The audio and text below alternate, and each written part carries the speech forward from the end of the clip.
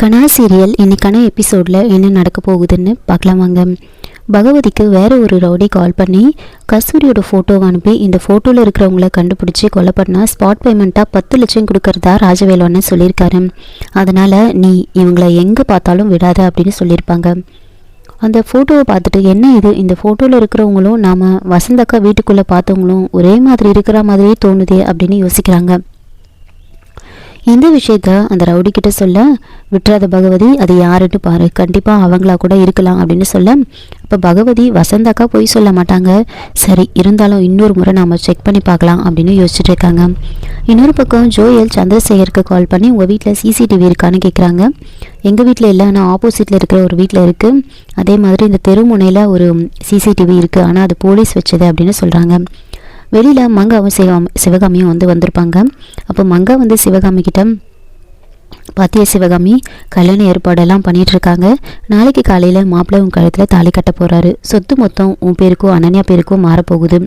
எப்படியோ எல்லாமே நல்லபடியாக நடக்கணும் அப்படின்னு சொல்ல, அதுக்கு சிவகாமி அடப்போமா, எங்கே அந்த ரிஷி கஸ்தூரியை கொண்டு நிறுத்திடுவானோன்னு எனக்கு பயமாக இருக்குமா அப்படின்னு சொல்லிட்டு இருக்காங்க. சரி, உங்ககிட்ட ஒரு முக்கியமான விஷயம் பேசணும், உள்ளே போகலாமா அப்படின்னு சொல்லிட்டு இருக்காங்க.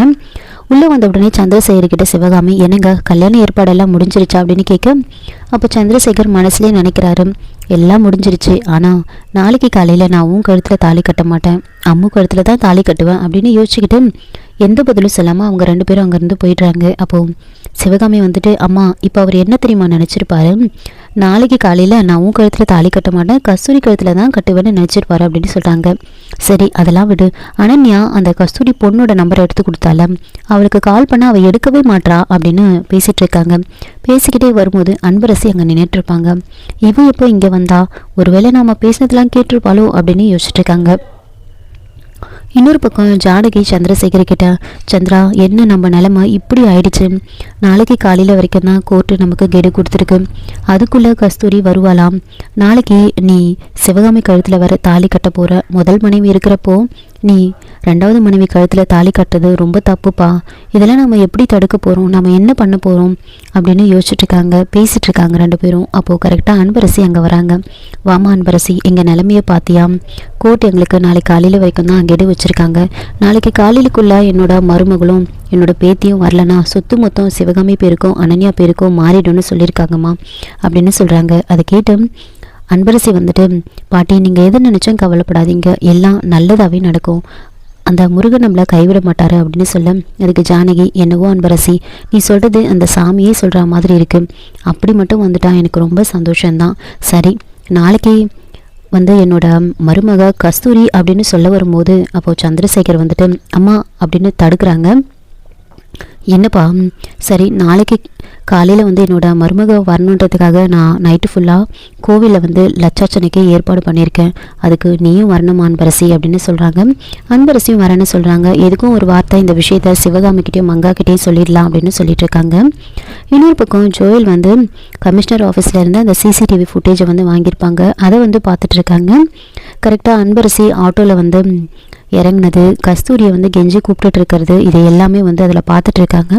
அப்போ ரிஷி சந்திரசேகர் சொன்னது கரெக்டு தான், உண்மை தெரிஞ்சு அன்பரசி கஸ்தூரியை இங்கே கூட்டிகிட்டு வந்திருக்கணும், கஸ்தூரி கிட்ட அன்பரசி ரொம்ப கெஞ்சி பார்த்துருக்கணும், ஆனால் உண்மையை யாருக்கிட்டையும் சொல்லக்கூடாதுன்னு சொல்லி கஸ்தூரி சத்தியை வாங்கியிருக்கணும், இதுதான் நடந்திருக்கும். அப்போ இவங்க மயக்கமாயிருக்கணும், அன்பரசி உள்ளே போகும்போது தான் கஸ்தூரி அங்கேருந்து போயிருப்பாங்க அப்படின்லாம் என்ன நடந்திருக்கும் அப்படின்றத சொல்லிட்டு இருக்காங்க. அப்போது இதுக்கப்புறம் தான் அவங்க எங்கே போனாங்க அப்படின்ற விஷயம் நமக்கு தெரியும் அப்படின்னு பார்த்துட்டு இருக்கும்போது கரெக்டாக வசந்தா அங்கே வராங்க. வசந்தா திரும்பி கஸ்தூரி கிட்ட பேசிகிட்டு இருக்க மாதிரி தெரியும். அப்போது இவங்க யாருன்னு தெரியலையே, முகமும் சரியாக தெரியலையே அப்படின்னு பார்த்துட்டு இருக்காங்க. அப்போது வசந்தா திரும்பி கஸ்தூரி கூட்டிகிட்டு போகும்போது வசந்தாவோட முகத்தை ஜோயல் பார்க்குறாங்க. இவங்களை நான் பார்த்துருக்கேன், இப்போ தான் எங்கேயோ ரீசெண்டாக பார்த்துருக்குற மாதிரி எனக்கு தோணுது, ஆனால் சட்டுன்னு ஞாபகம் வரலையே அப்படின்னு யோசிக்கிறாங்க. இப்போ ரிஷி இங்கே பாரு ஜோயல், நீ யோசிக்கிறதுல தான் இருக்குது, நல்லா யோசிச்சு பாரு, எங்கே பார்த்த அப்படின்னு யோசிச்சு பாரு, இப்போ நீ சொல்ல போகிற பதிலில் தான் இருக்குது நாம் கஸ்தூரியை கண்டுபிடிக்கிறதுல அப்படின்னு சொல்கிறாங்க. அப்போது ஜோயல் இல்லை, இப்போ தான் ரீசெண்டாக எங்கேயோ எங்களை நான் பார்த்தேன், எனக்கு டக்குன்னு ஞாபகம் வரல அப்படின்னு யோசிக்கிறாங்க. ரொம்ப நேரம் யோசிச்சுக்கிட்டே இருக்காங்க. இன்னொரு பக்கம் சிவகாமி மங்கா கிட்ட, அம்மா, நாம் எப்படியாவது இந்த ரெஜிஸ்ட்ரேஷனை சீக்கிரமாக வச்சாகணுமா அப்படின்னு சொல்கிறாங்க. இப்போது மங்கா அதுக்கு என்ன பண்ணுறது அப்படின்னு கேட்க, அப்போ சிவகாமி உடனே அந்த வக்கீலோட அசிஸ்டண்ட்டுக்கு வந்து கால் பண்ணி பேசுகிறாங்க. இந்த மாதிரி நாளைக்கு வந்து ரெஜிஸ்ட்ரேஷனை வந்து சீக்கிரமாக வச்சுக்கணும் அப்படின்னு சொல்கிறாங்க. அது கேட்டு அவங்க சரி, இந்த ரெஜிஸ்ட்ரேஷனுக்கு ஜட்ஜும் வரப்போகிறாரு, அதனால் நம்மளால் சீக்கிரமாலாம் வைக்க முடியாது, எதுக்கும் இருந்தாலும் நான் ட்ரை பண்ணி பார்க்குறேன் அப்படின்னு சொல்கிறாங்க. அதுக்கப்புறமா அவங்க வேறு ஒருத்தருக்கு கால் பண்ணி பேசுகிறாங்க. இந்த மாதிரி ரெஜிஸ்ட்ரேஷனை சீக்கிரமாக வைக்க சொல்கிறாங்க, என்ன பண்ணலாம் அப்படின்னு கேட்க, அதுக்கு அவங்க நானே உங்களுக்கு கால் பண்ணலான்னு நினச்சேன், ஜட்ஜுக்கு வேறு ஒரு வேலை இருக்கான், அதனால் ரெஜிஸ்ட்ரேஷனை முன்னாடி இல்லைனா 2 மணி நேரத்துக்கு அப்புறமா வச்சுக்கலான்னு சொன்னார் அப்படின்னு சொல்கிறாங்க. அதை கேட்டு அவங்க நம்மளோட வேலை அப்போ சீக்கிரமாக முடிஞ்சிடும்னு நினைக்கிறேன், அப்போ முன்னாடியே வச்சிடலாம் அப்படின்னு சொல்ல அவங்களும் சரின்னு சொல்லிடுறாங்க. சரி, சீக்கிரமாகவே வந்து ரெஜிஸ்ட்ரேஷனை வச்சுக்கலான்னு சொல்கிறாங்க. உடனே அவங்க சிவகாமிக்கு கால் பண்ணி இந்த விஷயத்தை வந்து சொல்கிறாங்க. மேடம், இந்த மாதிரி ஜட்ஜுக்கு வந்து ஒரு வேலை இருக்கான், அதனால் ரெஜிஸ்ட்ரேஷனை முன்னாடியே வச்சுக்கலான்னு சொல்லிட்டாங்கன்னு சொன்ன உடனே சிவகாமிக்கு ஒரே சந்தோஷம். இந்த விஷயத்தை மங்கா கிட்ட சொல்ல அவங்க 2 பேரும் ரொம்ப சந்தோஷப்பட்டுட்டு இருக்காங்க. எப்படியோ சொத்து நம்ம கைக்கு சீக்கிரமாக வந்துடும், நாம் இந்த விஷயத்தில் ரொம்ப அலட்சியமாக இருந்துடக்கூடாது, எல்லாமே கரெக்டாக நடக்கணும் அப்படின்னு பேசிகிட்டு இருக்காங்க. அப்போது அனன்யா அங்கே வராங்க. அம்மா, பழைய நியூஸ் பேப்பர் ஏதாவது இருந்தால் கொடுமா அப்படின்னு கேட்குறாங்க. அப்போது சிவகாமி வந்து இங்கே என்ன போயிட்டுருக்கு, நீ சாதாரணமாக வந்து என்கிட்ட வந்து கேட்டுட்ருக்க, உன் கண் எதிர்க்கவே தானே இருக்குது, அதை கூட உனக்கு எடுத்துகிட்டு போக தெரியாதா அப்படின்னு பயங்கரமாக திட்டிகிட்டு இருக்காங்க. அப்போது அனன்யா வந்துட்டு அங்கே டேபிள் மேலே கஸ்தூரி பத்திர ஆடு கொடுத்த அந்த நியூஸ் பேப்பர் அங்கே இருக்கும். அந்த நியூஸ் பேப்பரை அனன்யா வந்து அவங்க கையில் எடுத்துகிட்டு போயிட்டுருக்காங்க. இன்னொரு பக்கம் அன்பரசி வந்துட்டு மாடி மேலே போயிட்டு ரொம்ப ஃபீல் பண்ணிகிட்ருப்பாங்க. அப்போது அப்பா, என் மனசில் நிறைய சந்தோஷமும் நிறைய கவலையும் ரொம்ப ஆர்வமும் இருக்குது, இதெல்லாம் வந்து உங்ககிட்ட நான் பேசணும்னு நினைக்கிறேன், நீங்கள் பக்கத்துலேயே இருந்தும் என்னால் உங்ககிட்ட பேச முடியல அப்படின்னு சொல்லிட்டு அவங்களுடைய ஸ்மார்ட் வாட்சை வந்து ஆன் பண்ணி நான் என்னோடய அப்பா கிட்ட பேசணும், அவரோட இமேஜ் இப்போ எனக்கு வரணும் அப்படின்னு சொல்கிறாங்க. உடனே சந்திரசேகரோட இமேஜ் வந்து வருது.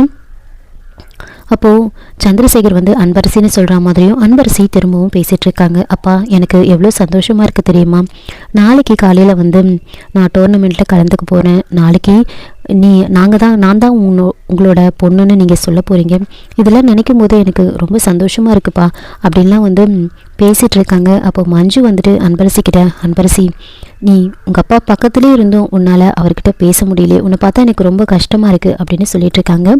இதோட இந்த எபிசோடை வந்து முடிச்சிருக்காங்க. என்னோட ரிவ்யூ பிடிச்சிருந்தால் லைக் பண்ணுங்கள், மறக்காமல் சப்ஸ்கிரைப் பண்ணுங்கள். தேங்க்யூ.